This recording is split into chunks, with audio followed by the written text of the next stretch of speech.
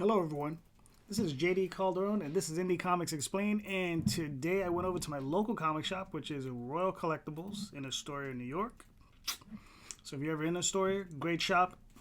This is a really good shop. And I ordered some books from them. Normally, I get my books from a web service, but this particular lot I got from them because, take them out of this bag.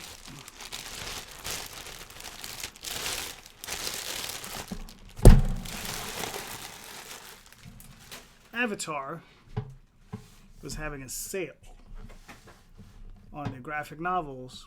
And they were like $6 each. And I was like, awesome. Now, my normal service, for some reason, they had them all up for a regular price with whatever discount they normally offer. Whereas my LCS, I spoke to the guy. He said, no, the price you see in the book, which is $5.99 each, he says that's your price, and I guess they get their cut for whatever it is. And I was like, awesome. So I ordered a bunch of books. They only shipped 5 of them. I think I ordered a total of 15, so there's still more to come. And the reason I ordered these, because these are just ones that I missed over the years that I didn't get from them. I am a huge Warren Ellis fan. And these gravel books, I missed. I never picked these up.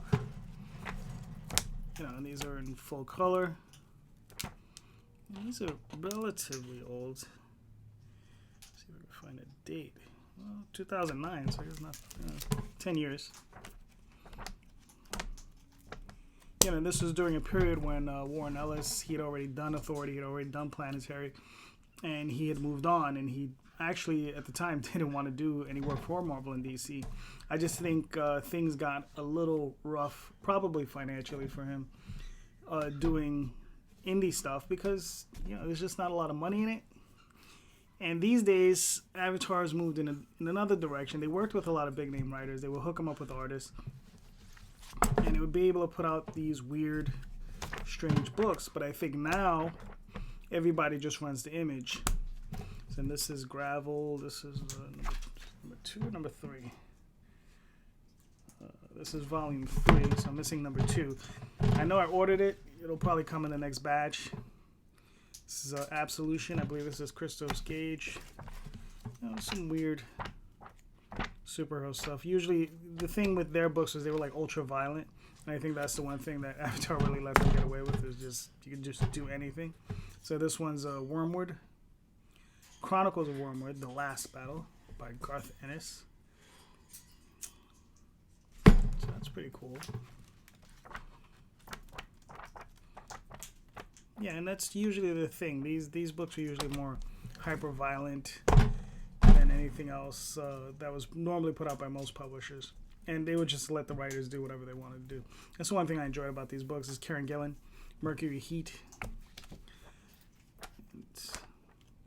I don't know, some superhero. But this is volume 1. Oh, it doesn't say, so I'll assume it's a volume 1. But normally these are $20 each, I believe. And $6 each. It's a bit of a steal.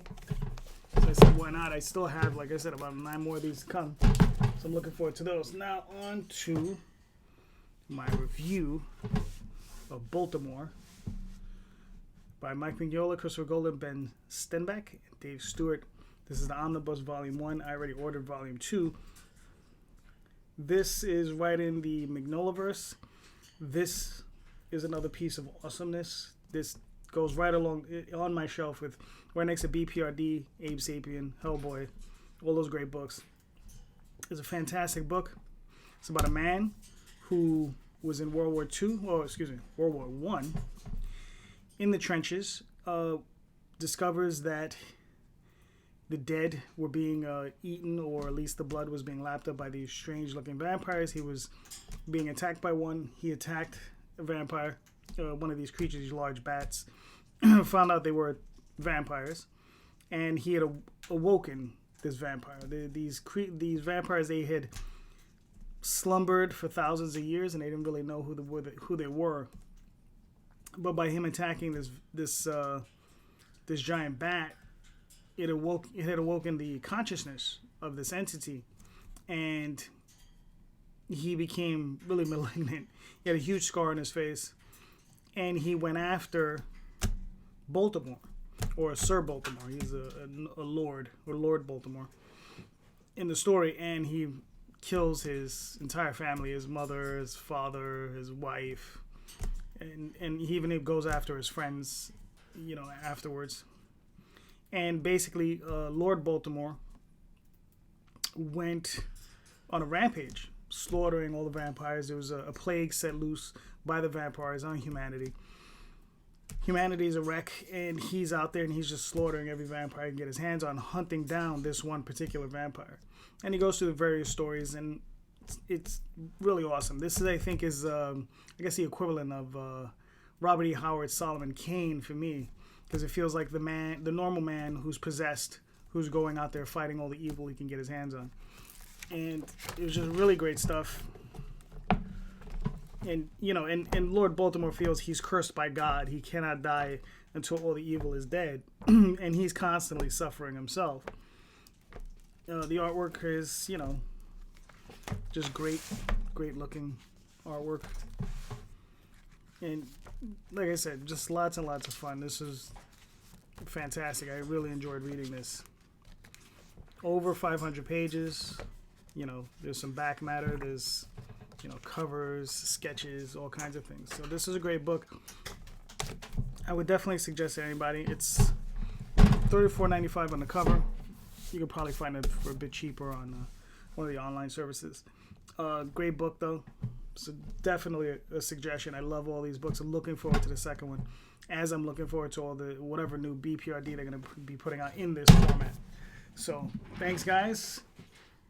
If you like what you heard, hit the like button, subscribe, share out the video. That'd be really cool. And also, I currently have a Indiegogo running for the Oswald Chronicles. So if you want to help support the channel, my work, read some fun comics, that's always a plus. Just go check out my Indiegogo, and thank you guys. Have a great night, and I'll talk to you soon.